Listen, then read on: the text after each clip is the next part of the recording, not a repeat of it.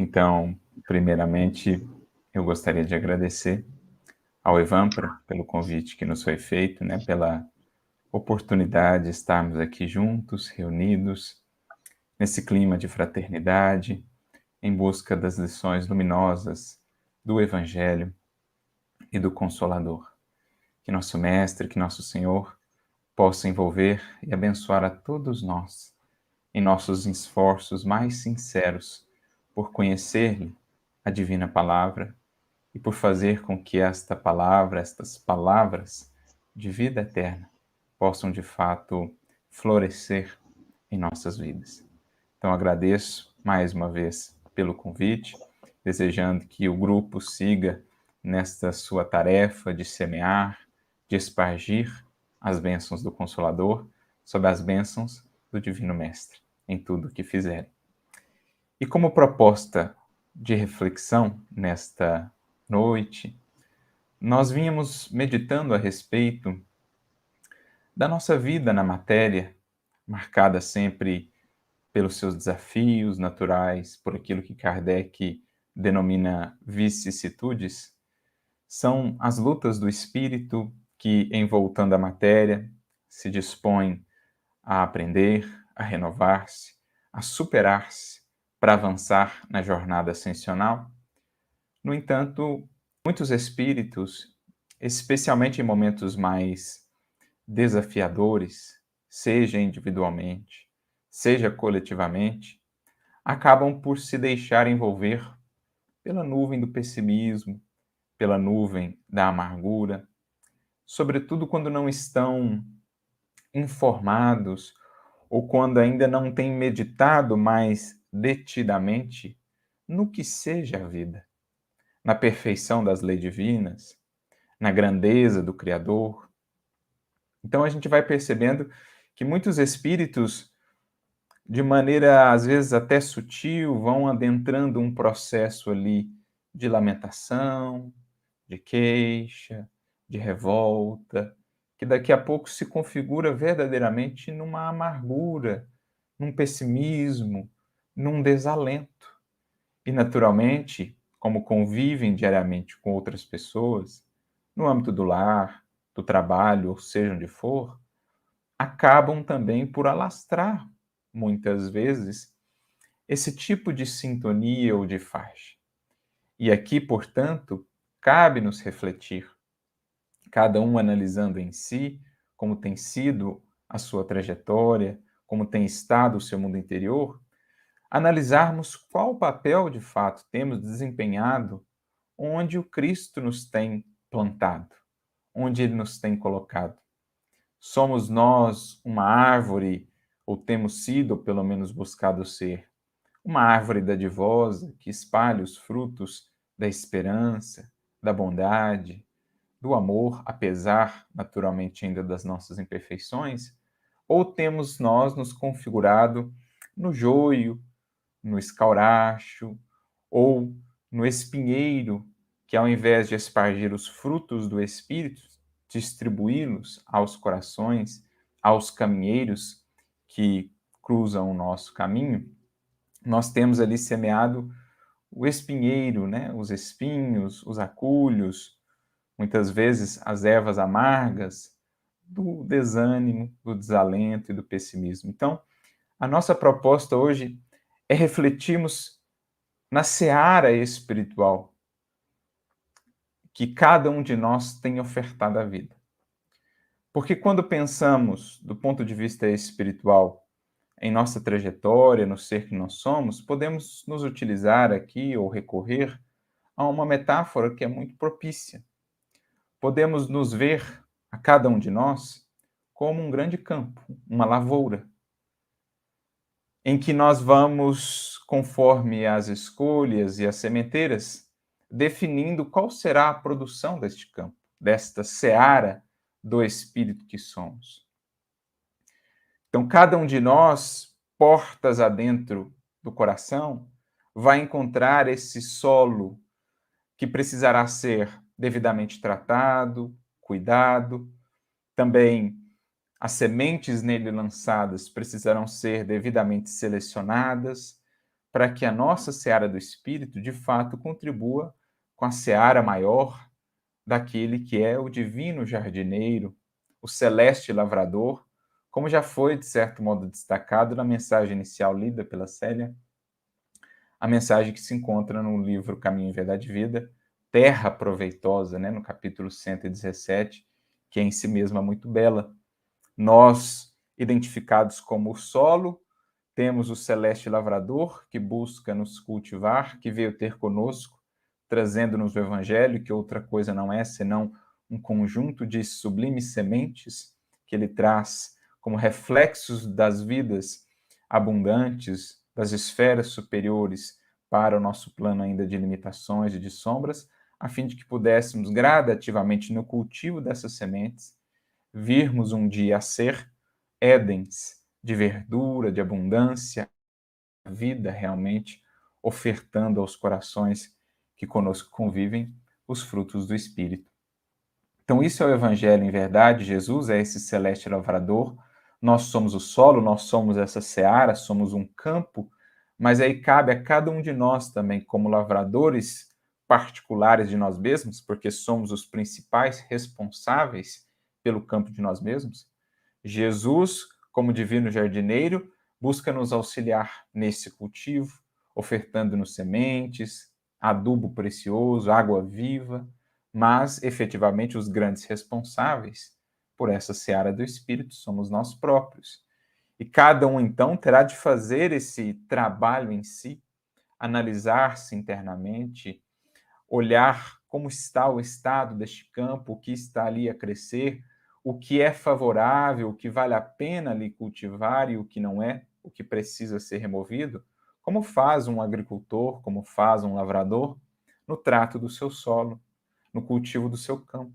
A vigilância, a atenção, o esforço diário, a fim de que a produção seja benéfica, a fim de que a produção seja eficiente, seja abundante, a fim de que ervas daninhas ou parasitárias não venham a comprometer a lavoura, a seara do Espírito.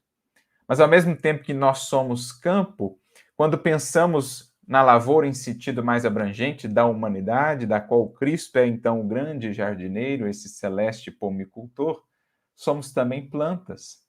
Conforme aquilo que mais temos cultivado, ou seremos árvores frutíferas, fecundas e dadivosas, ou seremos, como já mencionamos aqui, cipoais, escaurachos, espinheiros, a depender das características pelas quais temos nos expressado na vida.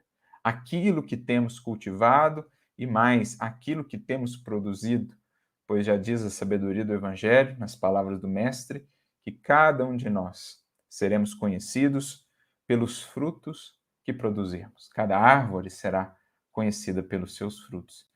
Então a nossa reflexão vai girar em torno disso, da lavoura, da seara do nosso espírito, a partir de uma fala do apóstolo Paulo, que nos trouxe assim muitas considerações, especialmente em momentos pelos quais, como já dissemos, a humanidade às vezes passa por desafios maiores e muitos corações acabam adentrando num estado de vida marcado pelo pessimismo e pela amargura.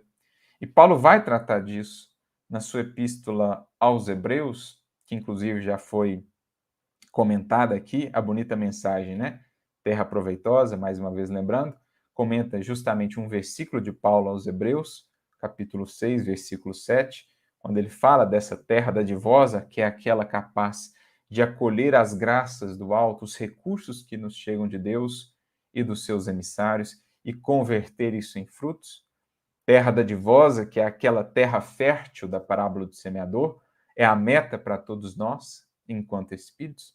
Fazemos do nosso solo, uma vez trabalhado, uma vez devidamente arado, adubado, um solo fértil. Então, Paulo já trata desse assunto da lavoura, digamos assim, na sua epístola aos Hebreus, neste capítulo, mas mais adiante ele volta, de certo modo, ao assunto, lá no capítulo 12, no versículo que vai servir de tema para as nossas considerações nesta noite, que é o versículo 15 da sua epístola aos Hebreus.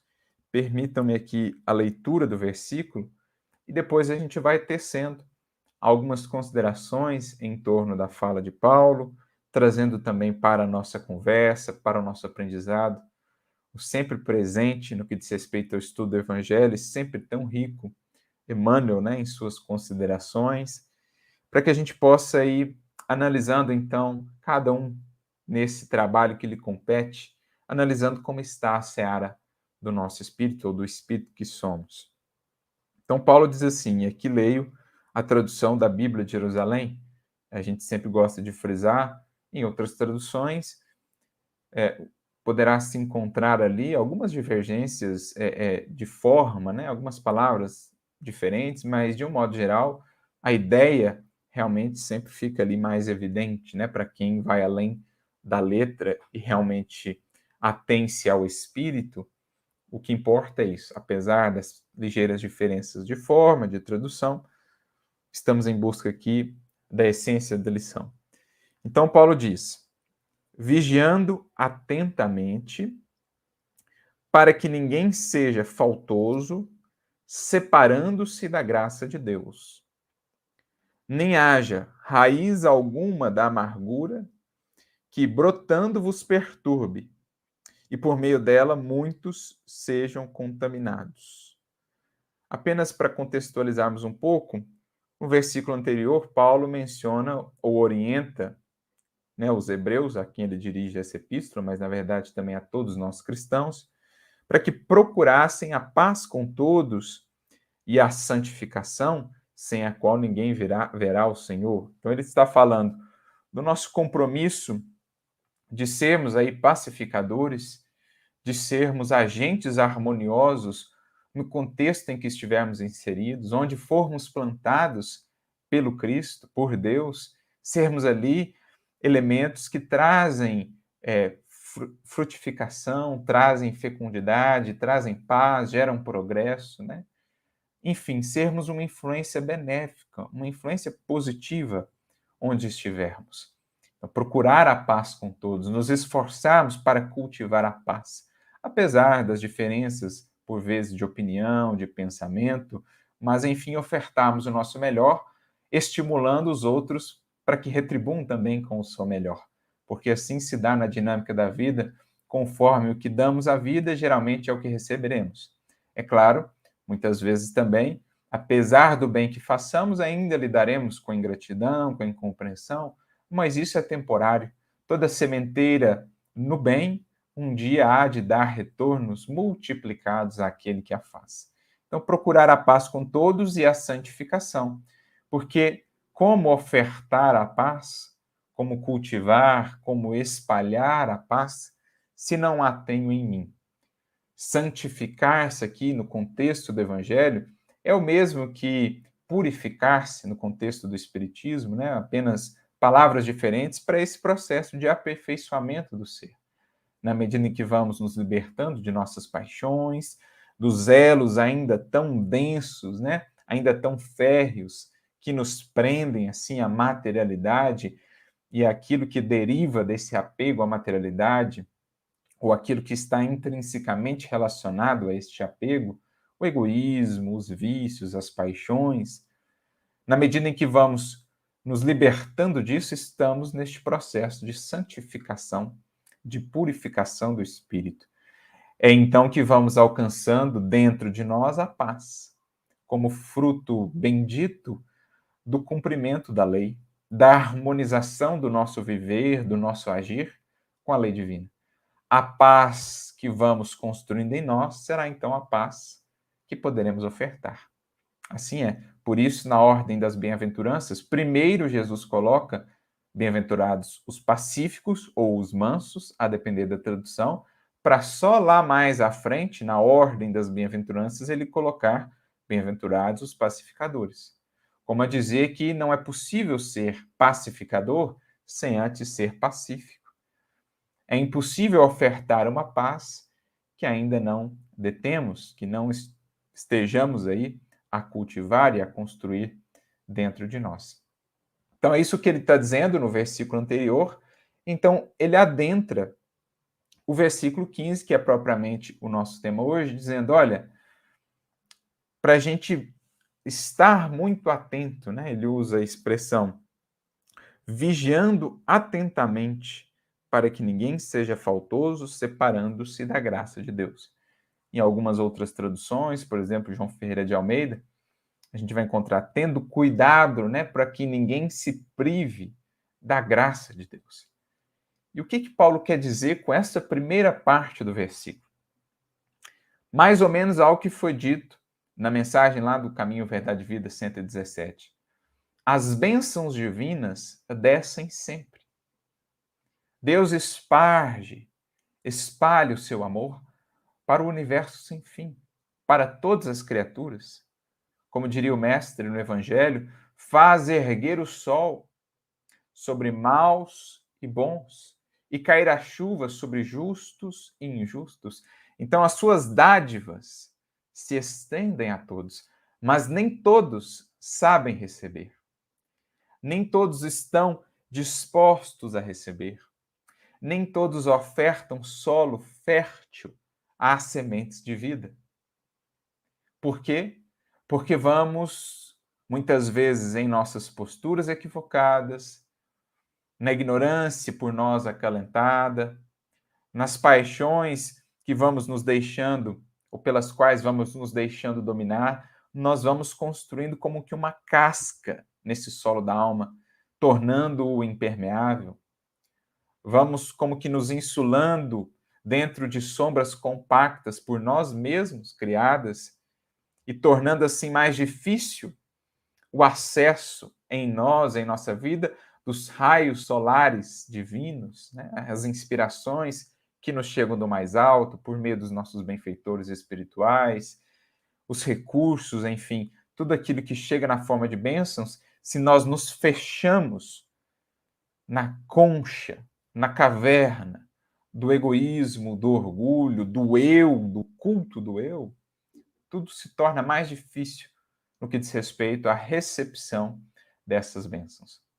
Então, não é Deus que nos priva da sua graça. Jamais Deus privará criatura alguma do seu amor, da sua misericórdia e da sua bondade. Mesmo o espírito que se encontra nas furnas mais sombrias, mesmo o espírito que caiu lamentavelmente em abismos de queda moral, ele é, do mesmo modo, amado por Deus, envolvido pela misericórdia divina. Porque Deus é absoluto, é perfeito, é inalterável e assim também o que ele sente por nós. O seu amor independe de condições. Quando ouvimos a expressão amor incondicional, aqui é de fato isso, é incondicional. Mas a grande questão é o quanto a criatura consegue perceber disso, o quanto ela consegue usufruir disso, aproveitar esses recursos e progredir. Se ela está insulada em si mesma, se ela está fechada, ali envolta, né, nas sombras do pessimismo, das ilusões, por mais que o alto a envolva, ela mesma se priva da graça de Deus, afastando-se do caminho da lei divina. Então, essa é a ideia que Paulo transmite, o conceito de graça que é muito presente ao longo de suas cartas, de seus escritos, é esse amor gratuito de Deus, a misericórdia de Deus que independe do que façamos. Se fôssemos analisar de fato o mérito, não teríamos mérito para estarmos aqui novamente encarnados, mas temos necessidade. Faz parte do nosso processo de amadurecimento e evolução, e por isso, então, Deus nos confere. Por acréscimo de misericórdia, por bondade. É claro que o mérito definirá os patamares que vamos alcançando no plano da evolução, na infinita jornada de ascensão. Aí é mérito do Espírito, é conquista efetuada ao longo de milênios e milênios incontáveis. Conquista esta que fez por seus esforços, mas também graças ao imenso auxílio divino, porque se dependêssemos somente de nós, não sairíamos do lugar. Não fosse o amparo do Cristo, dos bons espíritos, de Deus em primeira e última instância, não sairíamos do círculo vicioso, né, de ignorância, de ilusão, de sofrimento, de expiação, mas é graças ao amparo incansável do alto, encontrando os nossos esforços crescentes, que aos poucos vamos galgando os degraus da evolução. Mas não é propriamente por mérito que nós temos os recursos e as bênçãos. É por necessidade mesmo. São frutos, esses recursos, as dádivas que Deus vai nos dando para a evolução, frutos do seu amor gratuito, que quer ver cada filho seu, cada espírito que há criado simples e ignorante, percorrer a jornada em direção, um dia, à definitiva integração com Ele, com o seu amor, numa comunhão que não nos é possível, por hora, descrever. Mas é isso. Essa é a jornada. De certo modo, essa primeira parte da fala de Paulo aqui no versículo me lembra muito o início da terceira parte do Livro dos Espíritos, que trata das leis morais, quando na questão 614, Kardec pergunta, né, o que é a lei natural, a lei divina? E os espíritos responderão que essa lei natural, a lei divina, rege, né, todo o universo e tal. E o mais interessante da resposta é que ela diz, não, ela define o que realmente precisamos fazer para sermos ou não felizes. E só seremos infelizes quando dela nos afastarmos. A infelicidade, portanto, em nossa trajetória surge ou está associada a alguma espécie de afastamento da lei divina.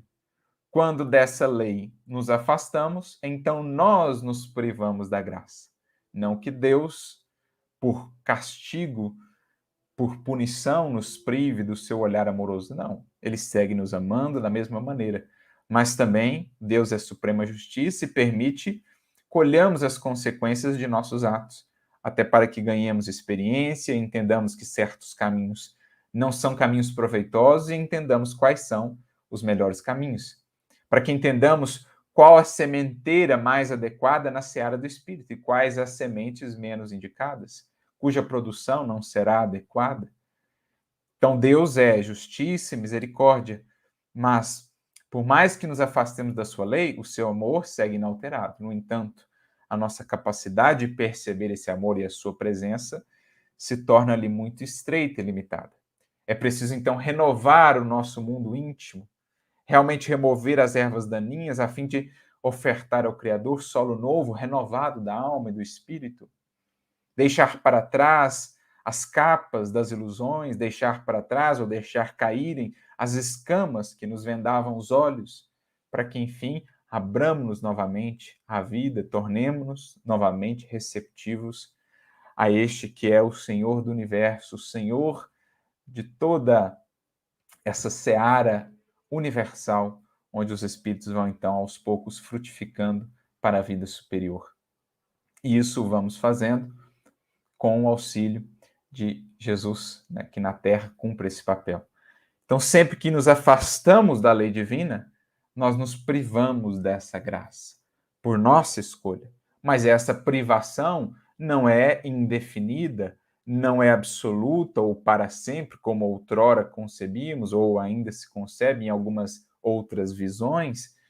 A possibilidade de um afastamento eterno, de um sofrimento eterno, a doutrina espírita nos mostrará não coaduna mais com a visão de Deus que por ora já conseguimos ter. Deus, sendo infinito amor e misericórdia, mantém sempre a porta do arrependimento aberta, acessível a qualquer filho seu.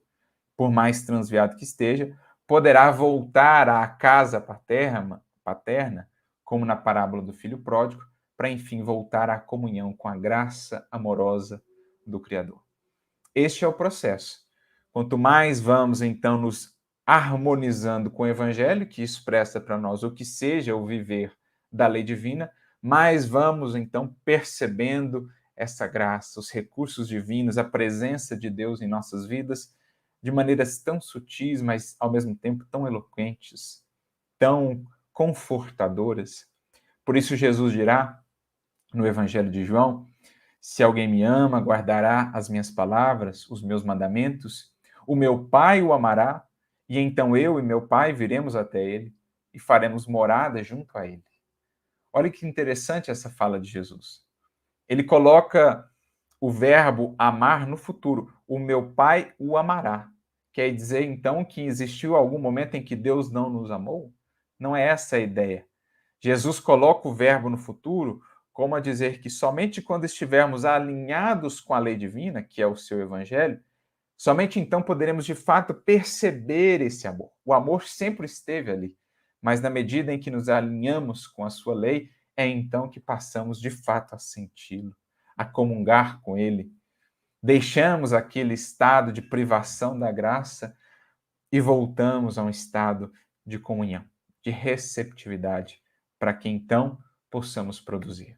Assim também, na medida em que vamos trabalhando o solo do nosso espírito, rompendo com as cristalizações, arando o nosso solo interior por meio do autoconhecimento, do estudo e do esforço no bem, é então que nós vamos deixando de perder as sementes que nos chegam diariamente do mais alto, deixando de ser aquele primeiro tipo de solo da parábola do semeador e vamos passando a ser solos férteis, que vão produzindo para cada semente 2, 5, 10, ou como diz no texto evangélico, 30, 60, 100, e assim sucessivamente ao infinito, porque quanto mais progride o espírito, maior é o retorno e a multiplicação, no caso de cada semente lançada para o bem, ao centro, ao milhar, ao milhão e assim sucessivamente.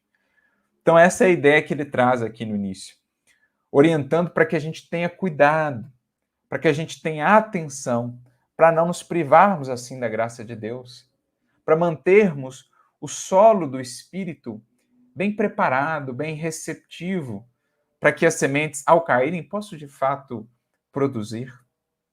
E aqui é mesmo um cultivo, o mesmo zelo, a mesma vigilância, o mesmo cuidado que se demanda do lavrador, do agricultor no cultivo do seu trato, do seu cantinho ali de terra, seja um jardim, seja uma seara de maior escala, esse mesmo cuidado, este mesmo zelo se pedirá de nós. Porque virtudes não é algo que da noite para o dia se tem, se adquire, se compra. Virtudes são mesmo como árvores. Delas nós recebemos as sementes, mas até ao ponto de produzirem frutos abundantes, há todo um cultivo, há toda uma paciência, há todo um esforço, uma vigilância, uma proteção, um cuidado para chegarmos até lá. E, naturalmente, os primeiros e maiores beneficiados desse cultivo seremos nós próprios, os lavradores deste solo, mas não somente nós. Outros corações, caminheiros da vida, no contato com o pomar do nosso recanto, do nosso ser, poderão também usufruir desses frutos, da sombra amiga, do alimento, do trigo transformado em pão, pão do espírito, valores, estímulo, nutrição espiritual, porque a vida é um grande conjunto de elos, de cadeias, de laços, de cooperação.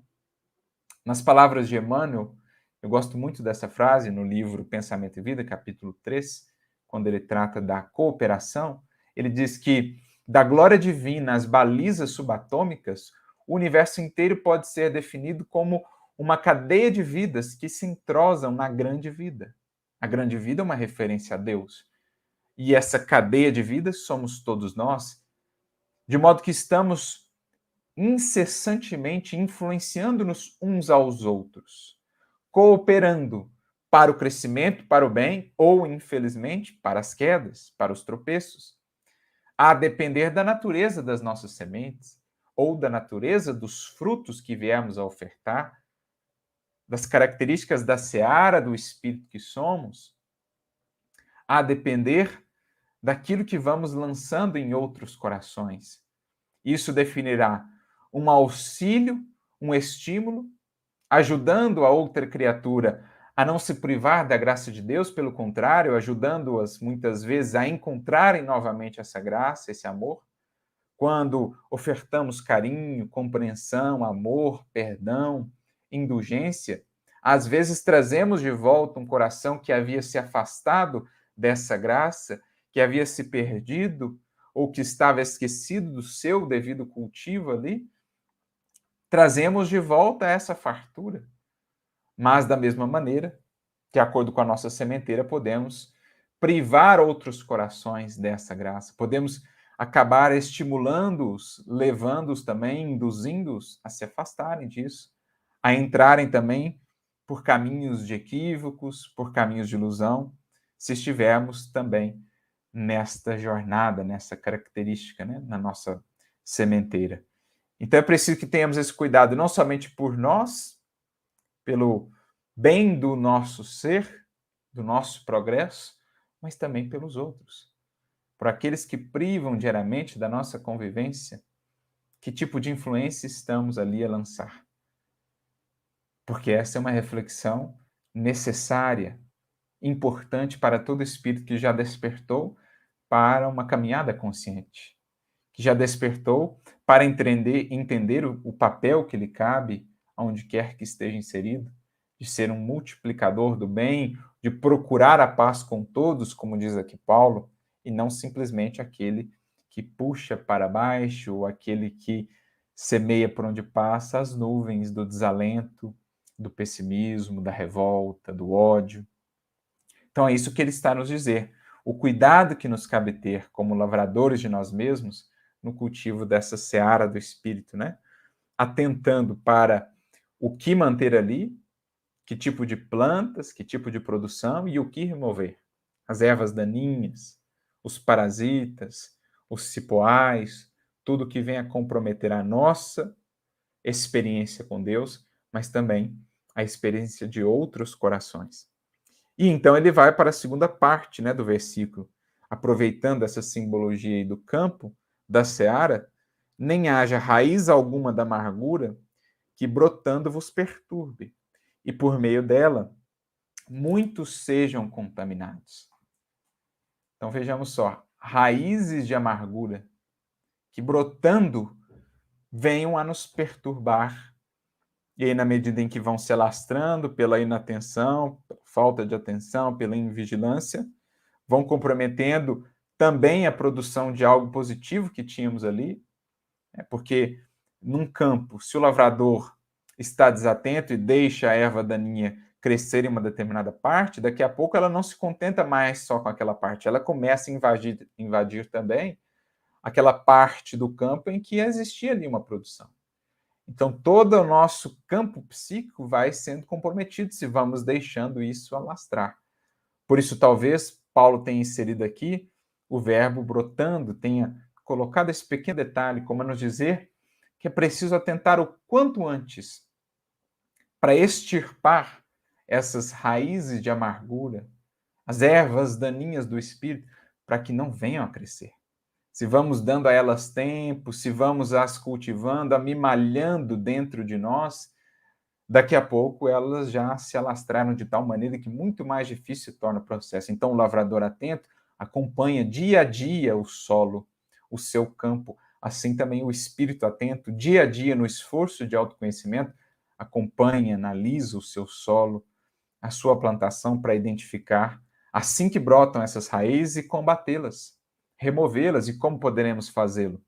Aqui me recordo de uma mensagem de Emmanuel, que está no livro O Espírito da Verdade, no capítulo 24, em que ele comenta justamente esse versículo, em que ele nos orienta a caminharmos alegremente, é o título da mensagem, e ele diz assim, que essas sementes de amargura, elas vão brotando, assim como não existem, né, as ervas daninhas nos campos aí materiais da vida, também o espírito.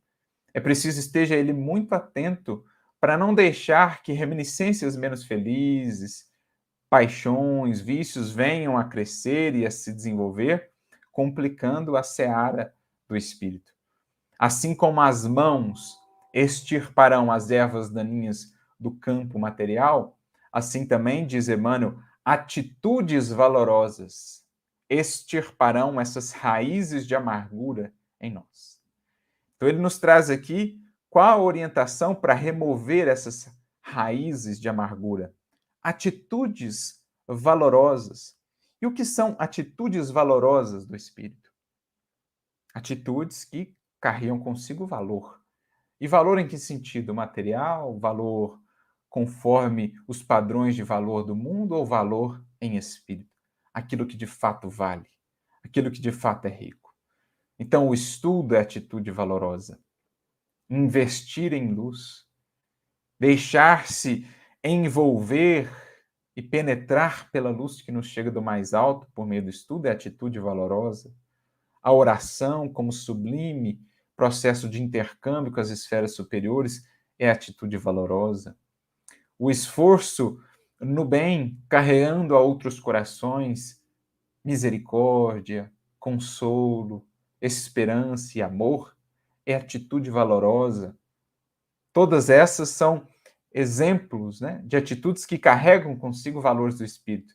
E é nessa dinâmica de movimento da alma, esse trabalhador atento, lavrador vigilante no cultivo do seu campo da alma, são esses que conseguem mais propriamente, assim que brotam, removerem essas raízes de amargura, impedindo que elas de fato se alastrem ou se enraizem ainda mais no solo da alma, tornando-se mais difíceis de serem removidas.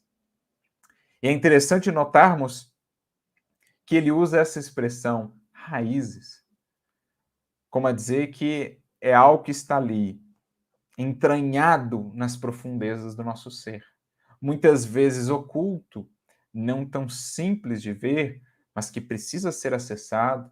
Assim que vemos o primeiro broto, não apenas olharmos para o broto, que pode parecer pequenino, mas também irmos mais fundo e ver qual a raiz está gerando aquele broto de amargura.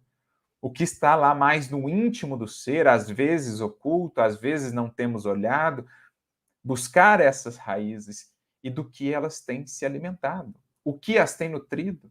Porque para que essa raiz de amargura mantenha-se viva, algo a está nutrindo no solo de nossa alma. Então é preciso mergulhemos fundo para remover mesmo pela raiz toda a amargura, todo o pessimismo, todo o desalento que porventura venha surgir em nossa vida, contaminando outros corações. É preciso mergulhar fundo com humildade, com disposição no estudo de nós mesmos, para vermos quais as mágoas ainda temos cultivado, os melindres, as ilusões, ódios, revoltas, né? Porque tudo isso configura aí os nutrientes, são os nutrientes que vão mantendo essa raiz de amargura. A gente só vai caindo nesses estados, nessas sintonias de pessimismo, de desalento, de desânimo para a vida, quando estamos assim de tal modo desconectados da nossa alma e do cultivo adequado dela, que a gente deixa isso se enraizar e proliferar em nós. Quando a gente não está olhando para esse tipo de nutrientes que estão ali a manterem essas raízes. É preciso, então, relegarmos ao passado, desvincularmos a nossa emoção, o nosso sentimento daquilo que seja adubo para esse tipo de erva daninha. Deixarmos para trás, graças ao perdão, ao amor, à fé e à esperança, o que seja mágoa, ressentimento, revolta, ódio, amargura, enfim, avançarmos, esperançosos para o porvir, certos de que, em adubando, mesmo o solo que produz essas raízes de amargura, produzirá também árvores de felicidade, árvores de amor, de esperança, de doçura, perfume, flor, beleza, cor, no solo do Espírito, cultivado à luz do Evangelho. Emmanuel tem uma outra mensagem muito interessante no livro Palavra de Vida Eterna, capítulo 51, chamada No Solo do Espírito, em que ele vai fazendo uma comparação, a partir da parábola do semeador, os diferentes tipos de solo, né? Então ele diz que tem os homens palhas, os homens espinheiros, os homens escaurachos, ele vai citando, né, um monte de tipos de solos diferentes ou de plantas, mas ele diz, existem também os homens searas, que são aqueles que conseguem aliar o solo produtivo do caráter reto, a água pura dos sentimentos nobres, o adubo da abnegação, a charrua do esforço próprio e o suor do trabalho incessante. São esses homens searas, né? Searas dadivosas, os que produzem abundantemente os frutos do Espírito.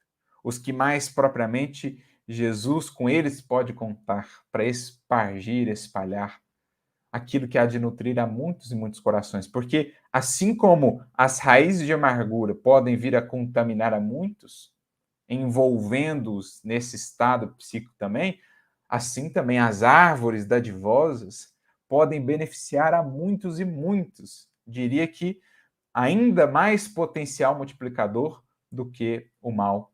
Tem o bem na lavoura do espírito. Então, uma árvore pode alimentar uma comunidade inteira, um espírito verdadeiramente produtivo de valores espirituais pode nutrir espiritualmente um grupo imenso de corações que a eles se vinculam, que neles se inspiram, por eles se estimulam a também adentrarem, né, nessa seara do Espírito, cultivando a si mesmos com auxílio do pomicultor divino, que é Jesus. Então, para a gente avançar na nossa reflexão, há uma outra mensagem aqui de Emmanuel, que está no livro, não por acaso, Ceifa de Luz, para que a seara do Espírito, que somos cada um de nós, possa se constituir de uma ceifa, uma colheita de luz. E Emmanuel, então, comenta este versículo, lá no capítulo de número 42, no trato comum, e ele dirá, então, que é razoável, que é oportuno, né? Estejamos sempre cautelosos, a fim de não estendermos o mal no caminho alheio, que é o que Paulo está nos dizendo. A gente tem que ter o cuidado com o campo da nossa alma, não só por conta de nós próprios, do nosso progresso, mas também para mensurarmos e analisarmos a nossa influência junto aos outros corações. E ele diz assim: os outros colhem os frutos de nossas ações e oferecem-nos de volta as reações consequentes. Daí o cuidado instintivo em não ferirmos a própria consciência, seja policiando atitudes ou selecionando palavras, para que vivamos em paz à frente dos semelhantes, assegurando tranquilidade a nós mesmos. Então, a vigilância, a atenção ali do lavrador. Em muitas circunstâncias, contudo, não nos imunizamos contra os agentes tóxicos da queixa. Olha aí os nutrientes das raízes de amargura. De tanto queixar-se, de tanto lamuriar-se, a vida do indivíduo vai se tornando um poço de amargura. Vai se tornando ali um alastramento de azedume, de, sabe, aquela convivência pesada, difícil. Superestimamos nossos problemas, supomos nossas dores maiores e mais complexas que as dos vizinhos, e amimalhando, ou seja, cultivando ali com mimo, né? Cuidando com mimo do próprio egoísmo, cultivamos indesejável raiz de amargura no solo do coração. Daí brotam espinheiros mentais, suscetíveis de golpear quantos renteiam conosco na atividade cotidiana, envenenando-lhes a vida. Espinheiros mentais. Em outra obra, no livro Calma, no capítulo 16, Emmanuel vai definir o estado de azedume como um espinheiro magnético. O indivíduo que vibra nesse estado de azedume, de amargura, de pessimismo, ele é um espinheiro magnético. Às vezes ele nem precisa pronunciar palavras, onde ele está inserido, ele está envolvendo a todos naquele clima, sabe, sufocante. Sempre palavras ferinas, sempre destacando os aspectos menos felizes, sempre vendo o pior lado das coisas, ao invés de infundir luz, de trazer ânimo novo, ar renovado para um ambiente, onde ele adentra, ele é espinheiro magnético, que vai ferindo os outros pela simples presença. Porque não só pelas palavras influenciamos, pelos simples pensamentos, pelos simples sentimentos, nós estamos projetando, a alma se irradia, não está restrita no corpo, como numa gaiola, dizem os espíritos, no livro dos espíritos. Nós irradiamos, assim também, as nossas vibrações, as nossas influências, nos tornamos, então, espinheiros mentais, espinheiros magnéticos, ferindo, contaminando ali a muitos. Claro que os indivíduos que se deixam envolver estão também desatentos, porque o indivíduo que está realmente focado no bem, vigilante, mesmo em contato com essas raízes de amargura, com esses espinheiros mentais, não se deixa por eles envolver.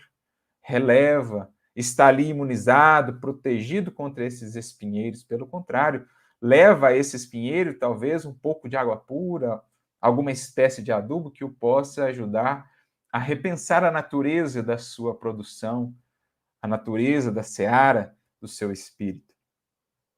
Por isso, Emmanuel continua: quantas sugestões infelizes teremos coagulado no cérebro dos entes amados, predispondo-os à enfermidade ou à delinquência, com as nossas frases irrefletidas?